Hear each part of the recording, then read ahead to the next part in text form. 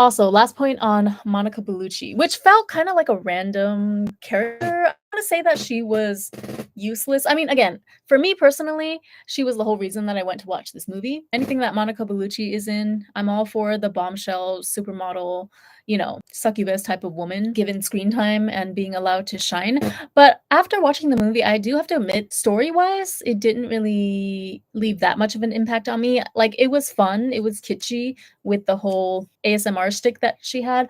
But if you really think about it in the grand scheme of things, she wasn't really significant to the main plot of the story, which at the core of it was kind of like a mother-daughter, overcoming their differences, overcoming their misunderstanding, and coming together and realizing that they really love each other and they're going to cherish the family that are living at this moment, right? Like, they're going to honor the dead, they're going to miss them and continue to honor them and remember them, but as long as they are here in the living realm, they're going to like focus on nurturing their relationship. I feel like that was the main message of the show, right? So it's kind of a family heartwarming type of message. Monica Bellucci's character adds absolutely nothing to that. Then I remembered that Monica Bellucci is actually dating Tim Burton in real life. I totally forgot this, but do you guys remember a while ago? I don't know how long it's been. I saw breaking news that Monica Bellucci is now dating Tim Burton, which I think actually makes a lot of sense because you know how Tim Burton loves to cast the same people over and over again? Like, Tim Burton is one of the shameless pioneers of nepotism in this industry, I feel. Look at all the films that he has done throughout his career with, I feel like I can just name all the actors that he prefers to working with off the back of my hand. So it's Johnny Depp, Helena Bonham Carter, Winona Ryder. He has a bunch of faves that he recasts over and over again. So you know that Tim Burton doesn't care about like giving newbies a chance or whatnot. You could argue in this one he gave Jenna Ortega a chance, but Jenna Ortega is kind of already established as the new goth queen by this point. So even that,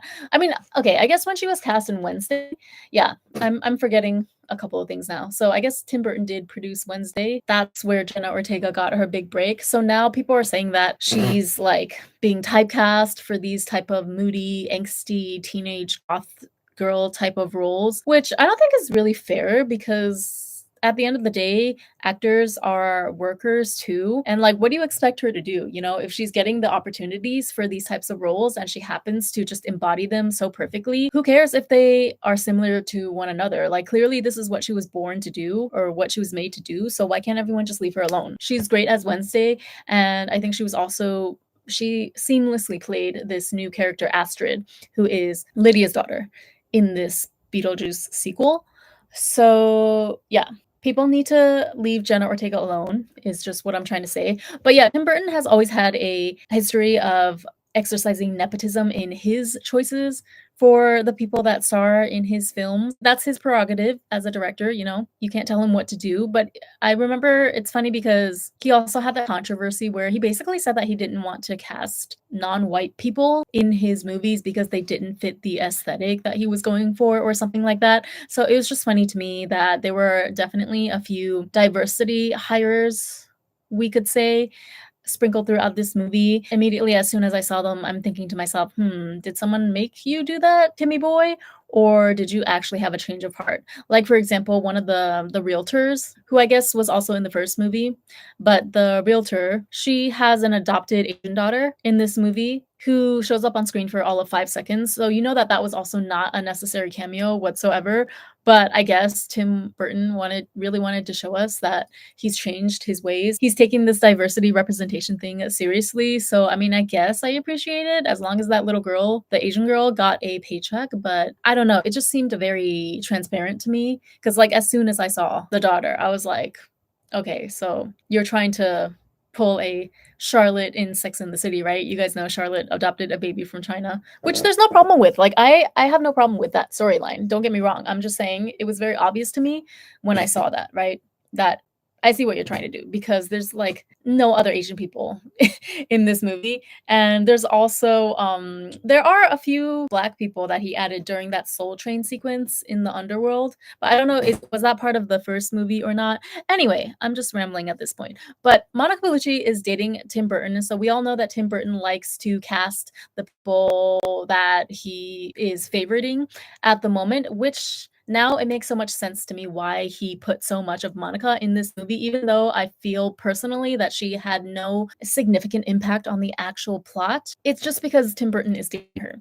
So why would he not want to give his girlfriend as much, his bombshell, like original sex symbol girlfriend as much screen time as possible? If you got an Italian sex symbol screen siren of the golden age as your girlfriend, you might as well put her in your latest projects. Why not? If anything, just do it for the eye candy of your generation. This also leads me to say that I think it's a smart move career-wise for Monica. And I say this in the best way possible. I'm not saying this in a way to like shame her whatsoever. But I think for Monica's position, kind of like being an aging beauty in Hollywood, because she's still beautiful, right? She will forever be beautiful and sexy and all of those things. And I think it's great that she seems to really embrace aging. She's spoken about this herself as well, that she is not really a fan of, or I guess like she herself doesn't partake that much in cosmetic procedures and whatnot. She prefers to age naturally. I cannot relate, but I respect her stance on it. And so we can see that in this movie, she looks like her age. What is she, in her 60s now? But she looks amazing for her age. So I love how it's a good reminder of how you can truly be sexy and beautiful at any age, because feminine essence is something that comes from within. It's not just surface level. And so yeah, like she's definitely still got it. It doesn't matter if she has a little more wrinkles now than she did 20 years ago.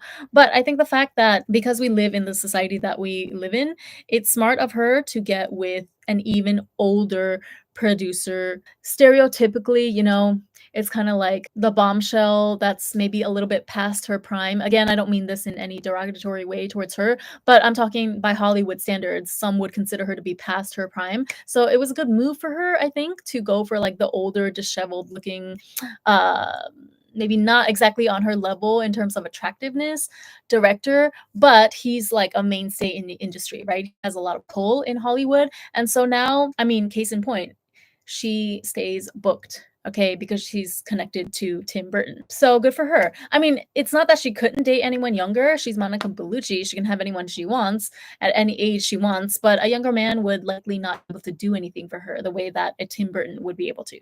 You catch my drift? And Tim Burton used to be married to Helena Bonham Carter too, right? So Helena was also basically paid and booked for the entirety of her marriage to Tim Burton. I'm starting to like Tim Burton now, actually, now that I'm hearing myself talk, because like the fact that you keep your women paid and booked doing what they love without having to go through all the hassle of, auditioning and potentially putting themselves in compromising positions with all of these sleazy directors out here. He's just like, hey, look, you're my wife or you're my girlfriend at the moment, so I'm going to put you in my project and you can be safe while still doing what you love that way. Sounds like a real man to me. I don't know.